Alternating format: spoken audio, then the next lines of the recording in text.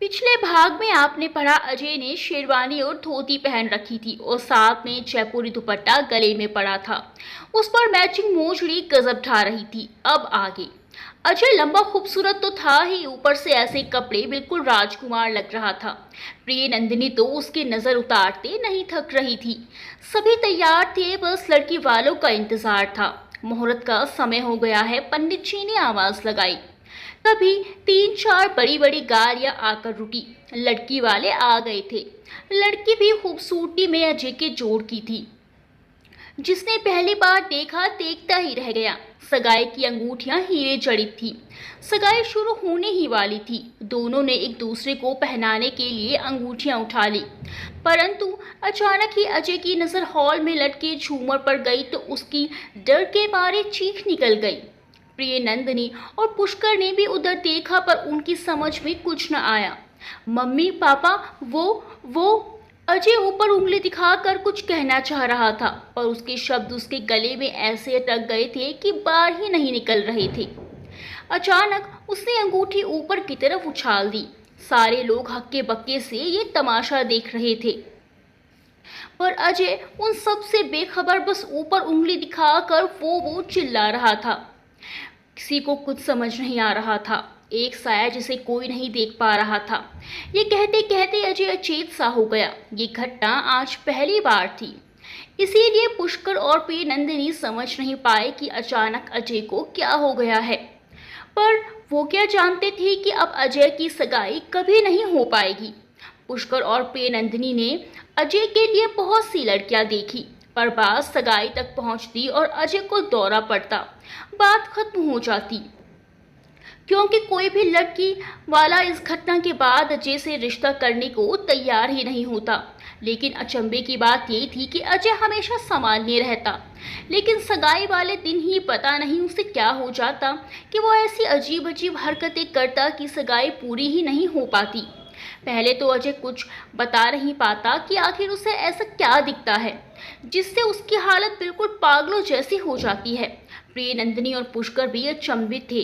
उन्हें समझ में नहीं आ रहा था कि किसे दिखाएं, ये कोई बीमारी है या जादू टोना, क्योंकि डॉक्टर्स कोई भी संतोषजनक उत्तर नहीं दे पा रहे थे। क्योंकि अजय को होश में आने के बाद कुछ याद ही नहीं रहता था। आखिरकार उन्होंने अजय को किसी साइकेट्रिस्ट को दिखाने का फैसला किया। अजय की दिमागी स्थिति हर तरह से सामान्य थी। टेस्ट में किसी प्रकार के विकार की पुष्टि नहीं हुई। डॉक्टर ने उसे कुछ मल्टीविटामिन देकर घर भेज दिया था। माँ बाप तो आखिर माँ बाप ही होते हैं। पुष्कर और प्रिय नंदिनी ने हिम्मत नहीं हारी। जुगत लगाकर उन्होंने अजय के लिए आखिरकार एक रिश्ता ढूंढ ही लिया। पहले जिस घर में रिश्ता करना लोग अपने सौभाग्य समझते थे, अब अजय की स्थिति के कारण लोग उस घर में रिश्ता करने से बच रहे थे। वैसे ये रिश्ता अजय के साथ पढ़ने वाली ही उसकी एक सहपाठिनी का था। नीलम नाम था उसका। देखने में अच्छी और मध्य वर्ग के परिवार की संस्कारशील लड़की थी। अजय को भी कोई आपत्ति न थी। नीलम, तुम मेरे बारे में जानती हो ना, फिर भी तुम मुझसे शादी करने को राजी हो गई? अजय ने कुछ सकुचाते हुए नीलम से पूछा। अजय, मैं आज तक तुमसे कह नहीं पाई, पर मैं तुम्हें कॉलेज के समय से बेहद पसंद करती हूँ। अगर तुम्हारे सामने ये स्थिति ना होती तो क्या तुम्हारे मम्मी पापा मुझे तुम्हारे लिए चुनते? भगवान ने शायद तुम्हें मुझसे मिलाने के लिए ये सब खेल रचा है। नीलम ने अजय का हाथ पकड़कर आत्मविश्वास से उसकी आंखों में झांकते हुए कहा। अजय प्रति उत्तर में उसके हाथ को हल्के से दबाकर मुस्कुरा दिया। सगाई की तैयारियां आशंकाओं के बीच सही, परंतु जोर शोर से होने लगी। आखिरकार वो शुभ दिन आ ही गया। पुष्कर और प्रिय नंदिनी की तो परेशानी उनके चेहरे से साफ झलक रही थी। नीलम और अजय कॉलेज के साथी हैं और नीलम अब उसी कॉलेज में अस्थायी रूप से पढ़ा भी रही थी। इसीलिए उनकी सगाई में कॉलेज के काफी लोग शामिल थे। महावीर और संगम, जो किसी कारणवश अजय की पिछली सगाई में नहीं आ पाए थे, आज वो दोनों भी उपस्थित थे। नीलम ने हल्के गुलाबी रंग का लहंगा और आसमानी रंग की चोली और साथ में मैचिंग दुपट्टा ले रखा था। उसके साथ महंगे सोने के जेवर पहन रखे थे जो प्रिय नंदिनी ने उसे दिए थे। साधारण रूप रंग की नीलम भी कसम उठा रही थी। सगाई का मुहूर्त करीब आ रहा था। अंगूठी एक राजसी थाल में फूलों के बीच जगमगा रही थी। अजय ने नीलम को पहनाने के लिए जैसे ही अंगूठी आगे बढ़ाई, अचानक अंगूठी उसके हाथ से छिटक कर दूर गिर गई और वो जोर जोर से चिल्लाने लगा, वो वो वो कजली, वहाँ वहाँ कजली है। आज अजय के मुंह से पहली बार कजली का नाम निकला। अफरा तफरी सी मच गई। मेहमानों के लिए ये कोई नई बात ना थी। संगम और महावीर भी कजली का नाम सुनकर कुछ सकपका गए। नीलम भी उस ओर आश्चर्य से देख रही थी। अजय बेहोश हो गया। आज उनका 30 साल का बेटा उनकी नजरों के सामने अचेत पड़ा था और वो दोनों मजबूर थे। लेकिन कजली का नाम, जिसे वो सालों से भूलने की कोशिश कर रहे थे, आज फिर उनके जीवन में आ गया था। तभी नीलम, महावीर और संगम ने कमरे में प्रवेश किया। नीलम ने कमरे में आते ही प्रियनंदिनी के कंधे पर हाथ रखा तो प्रियनंदिनी खुद को रोक ना पाई और फुफक फुफक कर रो पड़ी। पता नहीं भगवान हमें किन कर्मों की सजा दे रहा है। आंटी जी, आप बिल्कुल परेशान मत होइए, अब मैं हूं ना आपके साथ, अजय को कुछ नहीं होगा। फटाक आवाज बाहर से आई। शायद कोई चीज जोर से गिरी थी। यह आवाज तो खिड़की की तरफ से आई है।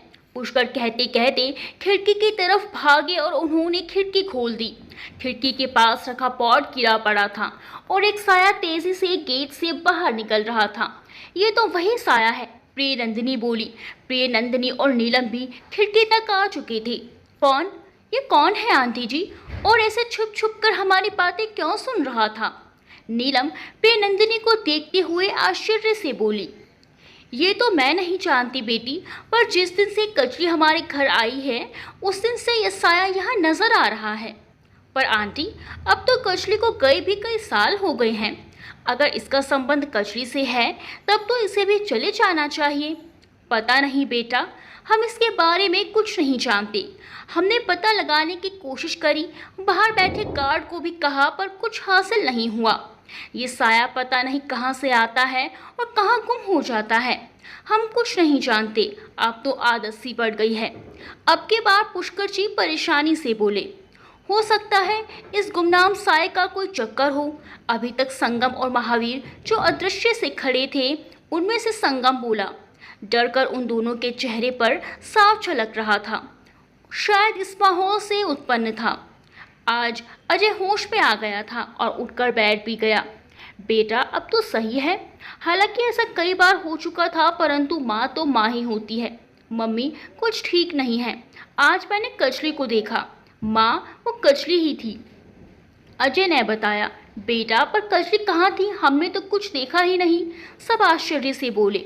मम्मी, कजली ऊपर झूमर पर उल्टी लटक रही थी। उसके बाल खुले थे और आंखें गुस्से से लाल थी। मम्मी, वो बहुत डरावनी लग रही थी। अजय के स्वर में अब भी घबराहट थी। लेकिन बेटा, आज तक तो तुझे कुछ नहीं पता लगता था और आज तूने कजली का नाम पुकारा भी और तुझे सब याद भी है। ऐसा कैसे हो गया? पुष्कर ने हैरान होकर पूछा। मैं बताती हूँ। इससे पहले अजय कुछ बोलता एक आवाज़ आई।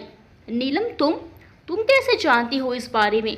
प्रियनंदिनी के आश्चर्य का ठिकाना ना था। आंटी जी, मुझे पहले से ही लग रहा था कि ये किसी ऊपरी साई का चक्कर है। अपनी बात की पुष्टि के लिए मैंने एक माँ काली के बहुत बड़े भक्त बाबा कालेश्वर से संपर्क किया। उन्होंने सुनते ही बता दिया कि ये आत्मा ही है। बाबा भी अपनी दिव्य दृष्टि से उसे नहीं देख पाए। हाँ, इतना ज़रूर बताया कि वो एक बहुत दुखी आत्मा है और इसी कारण उसे अलौकिक शक्तियाँ भी प्राप्त हैं। इसीलिए वो जब तक ना चाहे उसे कोई नहीं देख सकता।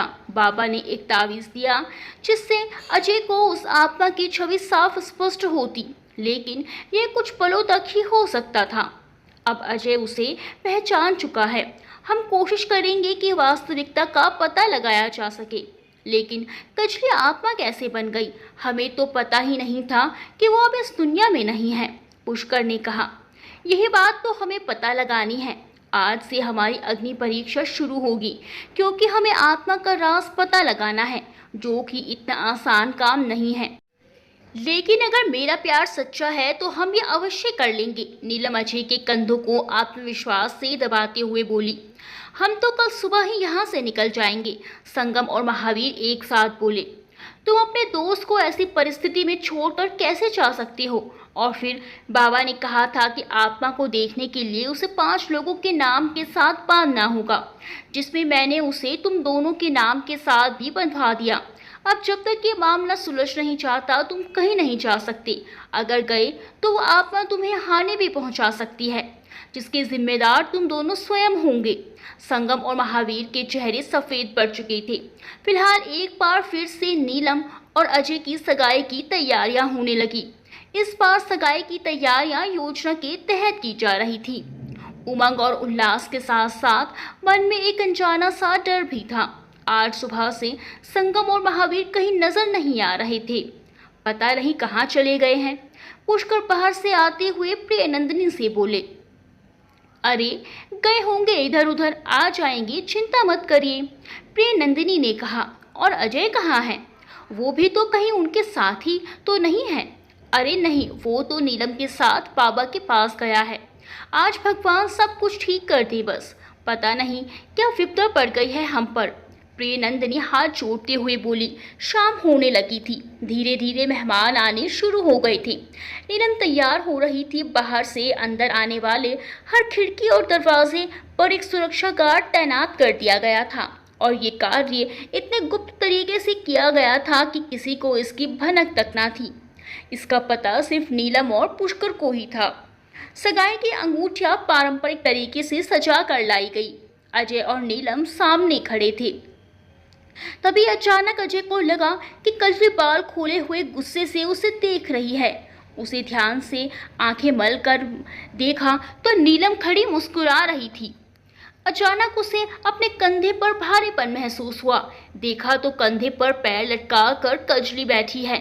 बहुत गुस्से में लग रही थी। अजय ने चीखना चाहा पर आवाज गले में ही घुट कर रह गई। कौन है? कौन है?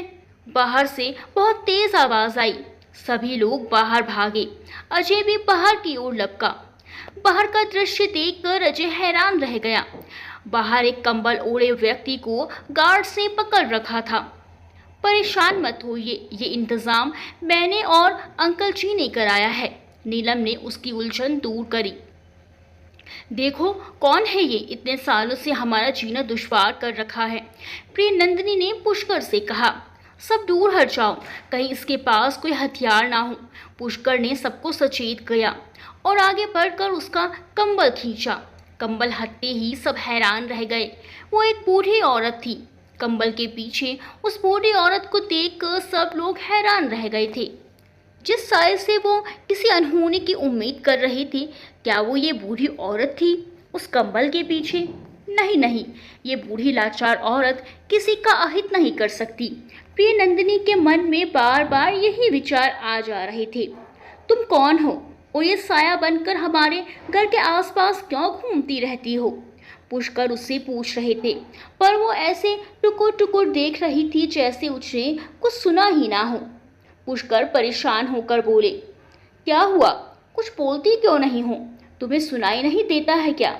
ये पूछते हुए पुष्कर ने उसका कंधा झिझोड़ने के लिए हाथ बढ़ाया ही था कि अचानक वो औरत बिजली की तेजी से घूमी और उसने अपने लहंगे में घोंपा हुआ खंजर निकाल लिया और उसे पुष्कर के सामने कर दिया। कमाल की फुर्ती थी। इतनी देर में तो वहां खड़े लोगों में से कोई अपनी पलक तक ना झपकाया पाया था, और उस बूढ़ी और कमजोर से दिखने वाली औरत ने उन पर खंजर तान दिया था। सभी छिटक कर दूर हट गए। वातावरण में शांति छा गई। चलिए सब लोग अपना अपना काम करिए, सगाई का समय हो रहा है। यहाँ भीड़ लगाकर मत खड़े रहिए। प्रियनंदिनी ने वहां एकत्रित भीड़ को हटाने के मकसद से कहा, क्योंकि उसे समझ आ रहा था कि वो बूढ़ी औरत इतनी भीड़ देखकर स्वयं को असहज महसूस कर रही थी। भीड़ के डर के साथ पुष्कर के सवाल ने उसे और ज्यादा भयभीत कर दिया था, इसीलिए शायद उसने खंजर निकाल लिया था। भीड़ छटने के बाद प्रियनंदिनी ने और पुष्कर ने सोचा कि अब तसल्ली से उससे बात करती हैं। पर ये क्या, भीड़ के साथ वो औरत भी नदारद थी। एकदम से वो सब कुछ जीत कर भी हार गए। पता नहीं उन्होंने इतनी बड़ी गलती कैसे कर दी थी। नीलम, नीलम कहाँ है? प्रियनंदिनी ने उधर उधर देखते हुए पूछा। नीलम भी कहीं नजर नहीं आ रही है। पुष्कर ने भी नजरें दौड़ाई, पर नीलम तो गायब थी। दोनों किसी से क्या कहते, चुपचाप हारे हुए खिलाड़ी की तरह घर के अंदर की ओर बढ़ गए। अभी वो पूरी तरह से अंदर पहुंचे भी नहीं पाए थे कि उन्हें पीछे से आवाज आई, सुनिए। पुष्कर और प्रिय नंदिनी ने एक साथ चौंक कर पीछे मुड़कर देखा। पीछे देखते ही उन दोनों की आंखें आश्चर्य से खुली रह गई। नीलम उसे बूढ़ी औरत के साथ थी और साथ में कोई बाबा भी थे। ये कौन है नीलम बेटा? अंकल जी, मैं आपको सब कुछ बताती हूँ, पर यहाँ खड़े रहकर नहीं। आप पहले मेरे साथ अंदर चलिए। हाँ हाँ, अंदर चलकर आराम से बात करते हैं। पुष्कर की बेसब्री बढ़ रही थी। प्रिय नंदिनी का भी यही हाल था।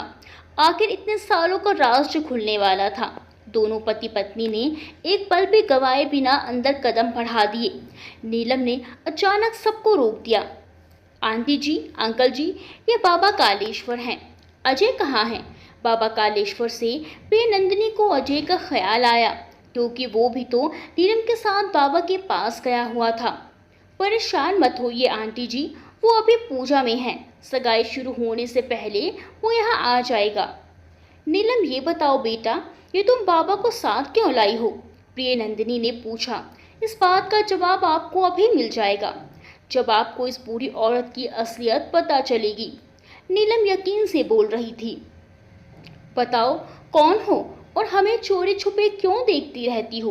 बूढ़ी औरत समझ चुकी थी कि अब बचने का कोई और रास्ता नहीं है उसके पास। पहले आप सबको मैं एक कहानी सुनाती हूँ, बूढ़ी औरत बोली। हमारे पास तुम्हारी कहानियों सुनने का समय नहीं है। कहना है तो साफ साफ शब्दों में कहो, क्या कहना चाहती हो? पुष्कर गुस्से से बोले। पूरी बात सुनकर ही आप जान पाएंगे कि असलियत क्या है आखिर। और मैंने जो किया वो मेरी मजबूरी थी, इसीलिए कृपा आप मेरी बात सुन लीजिए, वो और गिड़गिड़ाते हुए बोली। हालांकि समय का अभाव था, परंतु इतने साल पुराने राज को जानने की जिज्ञासा भी थी। एक बंजारों का कबीला था। बंजारे यहाँ वहाँ घूमते रहते, तरह तरह के खेल करतब दिखाकर अपनी आजीविका चलाते थे। उसी कबीले में जोगेश्वर का परिवार था। जोगेश्वर एक तांत्रिक था। उसकी पत्नी काली एक सीधी सादी औरत थी, परंतु जोगेश्वर बहुत धूर्त था। वो किसी भी तरह से अलौकिक शक्तियों का स्वामी बनना चाहता था। इसके लिए वो बच्चों के रक्त का प्रयोग तंत्र साधना की पूजा के वक्त करता था। उसमें वो बारी बारी से लड़के और लड़कियों के रक्त चढ़ाता था। बच्चों का ताज़ा रक्त जब तंत्र साधना में प्रयोग किया जाता है तो उसमें बच्चे को बेहोश किए बिना एक नर खोपड़ी में रक्त भरा जाता है, जिससे कई बार डर से या कई बार कमजोरी से बच्चे की मृत्यु तक हो जाती थी। पर जोगेश्वर तो अलौकिक शक्तियों के लालच में महशी दरिंदा बन चुका था। उसने कबीले के बच्चों को भी अपना शिकार बना लिया था। इसके लिए उसे कबीले से बाहर निकाल दिया था। अब बच्चे मिलने का काम बहुत मुश्किल हो गया था उसके लिए। इधर उधर से बच्चे उठाना इतना आसान काम भी नहीं था। तो उसके मन में एक उपाय आया। उसने अपनी पत्नी पर बच्चे के लिए दबाव डाला। जब पत्नी को बेटी पैदा हुई तो उसने खूब जश्न मनाया, पर काली जानती थी कि ये बर्बादी का जश्न है। अब वो बेटी के बड़े होने का इंतजार करने लगा, क्योंकि रक्त चढ़ाने के लिए बच्चे की उम्र का 9 वर्ष होना आवश्यक था। जैसे जैसे बेटी बढ़ रही थी वैसे वैसे काली की चिंता भी बढ़ रही थी। लाली, बेटा खाना खाकर सो जा, तेरे बाबा के आने का समय हो चला है। काली अपनी बेटी लाली को जोगेश्वर से दूर ही रखती थी। एक दिन काली को पता लगा कि जोगेश्वर लाली का सिर्फ खून ही नहीं चढ़ाएगा, बल्कि उसकी बलि भी देगा, जिससे आत्मा उसकी गुलाम बन जाएगी। फिर उससे वो कोई भी काम आसानी से करा सकता है। लाली बचपन से ही गूंगी थी। काली को लाली की चिंता खाए जा रही थी। उसकी समझ में नहीं आ रहा था कि वो कैसे उसकी जान बचाए। अचानक उसके मन में एक उपाय आया। उसने लाली को एक ऐसी जड़ी खिला दी जिससे वो कुछ देर के लिए बेहोश हो गई और होश में आने पर अपनी याददाश्त भी भूल जाती। फिर लाली को एक बोरे में छेद करके उसमें बंद कर दिया, जिससे उसे सांस भी आती रहे, और उस बोरे को बीच सड़क पर रखकर वहीं झाड़ियों में छुप गई। इतना कहने के बाद बूढ़ी औरत ने एक लंबी सांस ली। आगे का सब आप लोग जानते ही हैं। आपकी कजली ही मेरी लाली थी। मैं तो बस अपनी बेटी को देखने यहाँ बार बार आती थी। क्या? पुष्कर और प्रिय नंदिनी एक साथ बोले। पर अब तो कजली यानी कि तुम्हारी लाली भी यहाँ नहीं है, फिर तुम यहाँ क्यों आती हो? लाली आपके घर में क्या इस दुनिया में ही नहीं है। मैं अपनी बेटी को आपके यहाँ सुरक्षित समझती रही, पर ऐसा बिल्कुल भी नहीं था। मेरी लाली के साथ बहुत बुरा हुआ है, बहुत बुरा। मेरी बेजुबान बच्ची काले के रोते रोते हिचकियां बनने लगी थी। क्या हुआ है लाली के साथ? प्रिय नंदिनी हैरान थी। मेरा मतलब है कजली के साथ क्या हुआ, हमें बताओ। प्रिय नंदिनी संभल कर बोली। प्रिय नंदिनी ने और पुष्कर ये बात सुनकर एकदम अवाक से थे कि उनके घर में कजली के साथ कुछ बुरा हुआ। वो दोनों तो कजली को अपनी सगी बेटी जैसा ही प्यार और मान देते थे।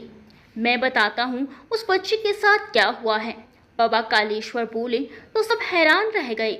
बाबा आप कैसे जानते हैं? पुष्कर हाथ जोड़कर बाबा से बोले।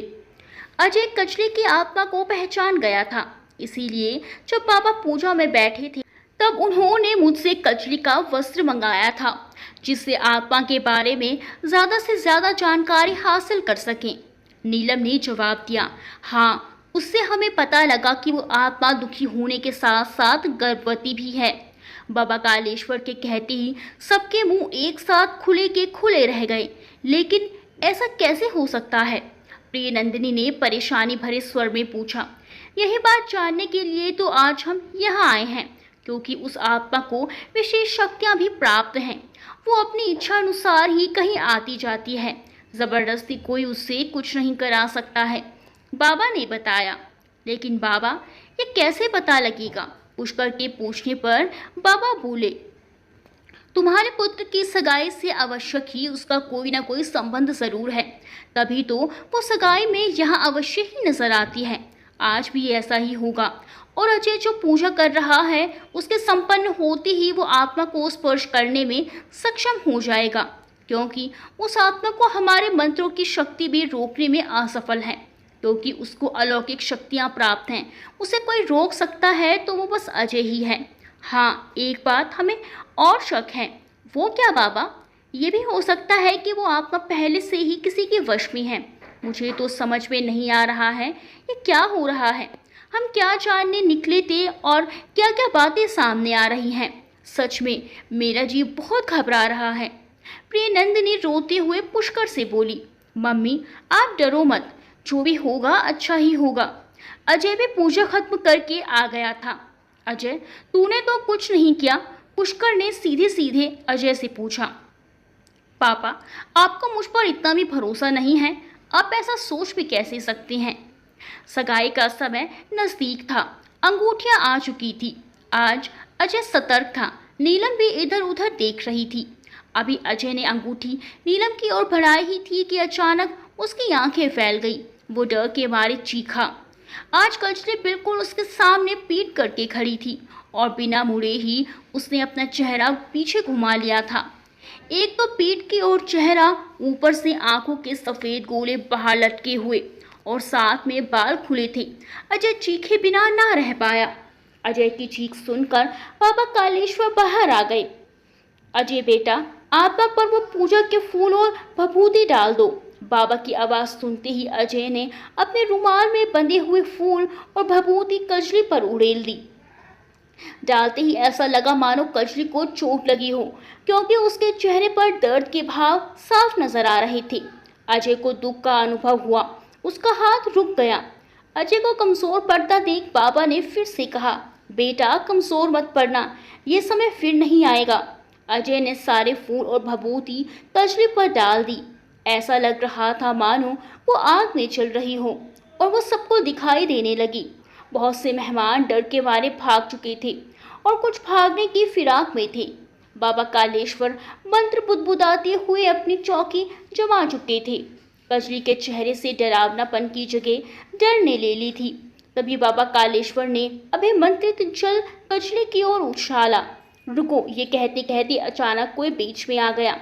रुको, इस आवाज ने सबका ध्यान अपनी ओर आकर्षित कर लिया। सभी लोगों ने इधर उधर देखा। जब तक कोई कुछ समझ पाता, एक और बाबा कचले की आत्मा और बाबा कालेश्वर के बीच में आ चुका था। सत्यानाश, सत्यानाश, सब सत्यानाश कर दिया। बाबा कालेश्वर गुस्से से चिल्लाए, क्योंकि उनका फेंका हुआ जल आत्मा पर ना गिरकर उस बाबा के ऊपर चला गया था। कौन हो तुम? कहाँ से आए हो? बाबा कालेश्वर ने गुस्से में उफनते हुए पूछा। अभी तक उस बाबा का चेहरा जटाओं में छुपा हुआ था। उस बाबा ने अपनी जटाएं हटाकर जैसे ही अपना चेहरा बाहर निकाला, सभी की आंखें खुली की खुली रह गई। दो दो बाबा कालेश्वर, किसी को अपनी आंखों पर विश्वास ही नहीं हो रहा था। हर कोई अपनी आंखें मल कर पुष्टि कर रहा था, परंतु सच्चाई यही थी कि सबके सामने दो बाबा एक सी शक्ल के खड़े हुए थे। सभी लोग अभी इस बात को समझने का प्रयास कर रहे थे कि अचानक नीलम जोर जोर से हंसने लगी और गायब हो गई। इतनी देर में नीलम के साथ आए बाबा का भी रूप बदल चुका था। अरे, ये तो जोगेश्वर है, काली चिल्लाई। इसका मतलब ये है कि ये जोगेश्वर रूप बदल कर आया था और उसके साथ आई नीलम बस आंखों का भ्रम थी। काली अब तक सब समझ गई थी। हाँ, असली बाबा कालेश्वर ये हैं और मैं हूँ असली नीलम। हमें इस जोगेश्वर ने कैद कर लिया था। आंटी जी, जब वो बूढ़ी औरत पकड़ी गई थी तब मैं पागल हो गई थी। उसी समय जोगेश्वर ने अफरा तफरी मचने पर मुझे उठा लिया था और बाबा कालेश्वर को अपनी शक्ति के प्रयोग से बांध दिया था। बेटा, तो तुम लोग कैसे छूट कर वापस आए? प्रिय नंदिनी ने और पुष्कर ने, जो अब तक हक्के बक्के से खड़े थे, एक साथ पूछा। हमें इन्होंने आज़ाद कराया है। ये कहते हुए नीलम ने एक और उंगली उठा दी। वहाँ संगम और महावीर खड़े थे। तुम दोनों, तुम तो सुबह से कहीं नजर नहीं आ रहे थे। पुष्कर ने पूछा। तुम दोनों यहाँ कहाँ से प्रकट हो गए? अजय, जो अब तक दूर खड़ा था, वो उनके पास आकर पूछने लगा। मैं बताती हूँ, पहले तुम ये संभालो। नीलम ने आगे बढ़कर एक पुड़िया खोलकर उसमें से राख अजय पर फेंकी। अजय वहीं अचेत होकर गिर गया। मेरा बच्चा। प्रिय नंदिनी उसकी ओर बढ़ी। रुक जाइए आंटी जी, ये हमारा अजय नहीं है। ये तो इस बाबा को जोगेश्वर का चेला है, जो अजय का रूप धरकर हम सबको धोखा दे रहा था। क्या? फिर मेरा बच्चा कहाँ है? मम्मी, मैं यहाँ हूँ। असली अजय वहाँ आ चुका था। ये सब इस जोगेश्वर का फैलाया हुआ एक जाल था, जिसमें सब फंसते चले गए थे। बाबा कालेश्वर बोले। क्या बाबा, हमारी समझ में कुछ नहीं आ रहा है। सब समझाता हूँ, पहले इस बच्चे को देख लूं। बाबा कालेश्वर कचली की आत्मा की तरफ मुड़े, जिसे जोगेश्वर ने पकड़ रखा था। छोड़ दे इसे, दुष्ट तांत्रिक। बाबा कालेश्वर ने जोगेश्वर को ललकारा और कुछ मंत्र बुदबुदाने लगे। नहीं, मैं इसे नहीं छोड़ने वाला। बहुत इंतजार किया है मैंने। अब नहीं, अब मैं इसे कहीं नहीं जाने दूंगा। जोगेश्वर ने अपनी बात कहते कहते अपने कमंडल से निकालकर सिंदूर कचली पर डाल दिया और कचली गायब हो गई। क्या करा ये तूने मेरी बच्ची के साथ? काली ने जोगेश्वर को झंझोड़ कर पूछा। इतने में बाबा कालेश्वर ने तेजी के साथ जोगेश्वर को एक अभिमंत्रित धागे से बांध दिया। ये सारा खेल इस जोगेश्वर का रचाया हुआ था। इसने काली का पीछा करके पता लगा लिया था कि कजली का पालन पोषण यहाँ हो रहा है। नीलम ने कहा। संगम और महावीर की बुरी नज़र कजली पर थी। इसका भी गलत इस्तेमाल जोगेश्वर ने किया। जब संगम और महावीर यहाँ रहने आए थे, तब जाते समय वो गांव के बाहर ना जाकर यही गांव में ही छुप कर बैठ गए थे, जिससे कजली को उठा सके। और रात में कजली को उठाकर भी ले गए थे। उस बेचारे बेजुबान को उठाना कोई भारी काम तो था ही नहीं, लेकिन हमने कुछ नहीं किया। संगम और महावीर नीलम के बात के बीच में बोले। हमें तो इस बाबा ने रास्ते में ही रोक लिया था और डरा धमका कर कजली को अपने ठिकाने पर ले गया था। हम तो उसके बाद शहर चले गए और अब अजय की सगाई पर ही दोबारा यहाँ आए हैं। इस बीच क्या हुआ हमें कुछ नहीं मालूम। हाँ, ये दोनों सच कह रहे हैं। अपनी शक्तियाँ पाने के मद में ये इतना अंधा हो गया था कि इसने अपने चेले से अजय का रूप रखवा कर अपनी बेटी के साथ दुष्कर्म कराए और जब वो गर्भवती हो गई तो उसे जलाकर मार डाला। मारने के बाद उसके शव का अंतिम संस्कार करने के बजाय उसे संभाल कर रखा, जिससे उसकी आत्मा को ये अपने वश में रख सके। और इस जलील इंसान ने कचरे के मन में ये बात ठूंस ठूंस कर भर दी कि उसकी और अजय की सगाई हो चुकी है अजय ने अनजाने में या मजाक में मन के चाहते वक्त घास की जो अंगूठी कजली को दी थी, उसे इसने कजली के दिमाग में सगाई की अंगूठी कहकर भर दिया। और तो और अब ये अजय को भी कजली के हाथों मार डलवाना चाहता है, क्योंकि अजय के परिवार ने कजली को शरण दी थी और यह दुष्ट इसका बदला लेना चाहता था। इससे इसका वो बदला भी पूरा हो जाता और इसकी शक्तियां और भी बलशाली हो जाती। नीलम बोलते बोलते हिचकियां लेने लगी तो बाबा कालेश्वर बोले, जब कोई आत्मा बदला लेने पर आमादा हो जाती है तो वह कुछ भी अच्छा बुरा नहीं देखती है। यही कजली के साथ भी हुआ। वो अपनी हालत का जिम्मेदार अजय को मानती रही, क्योंकि इस जोगेश्वर ने उसे कुछ और समझने ही नहीं दिया था। इतने में बाबा कालेश्वर द्वारा बांधे गए जोगेश्वर ने अपने मंत्रों के प्रभाव और लगातार संघर्ष से खुद को आजाद कर लिया। इससे पहले बाबा कालेश्वर कुछ करते वो आंखों से ओझल हो गया। लगता है अपने ठिकाने पर गया होगा। बाबा ने कहा, नहीं, हमें नहीं पता ये कहाँ गया होगा। आज सुबह से ही इसने हम दोनों को वहाँ बुला लिया था। वहाँ एक पूजा चल रही थी। नीलम ने 5 लोगों के नाम के साथ उस आत्मा को बांधा था, जिसमें 2 हम भी थे। इसीलिए इस बाबा ने हमारे साथ वो पूजा करी जिससे आत्मा बंधन मुक्त हो जाए, महावीर ने बताया। बाबा कालेश्वर के साथ सभी उस स्थान पर पहुंचे।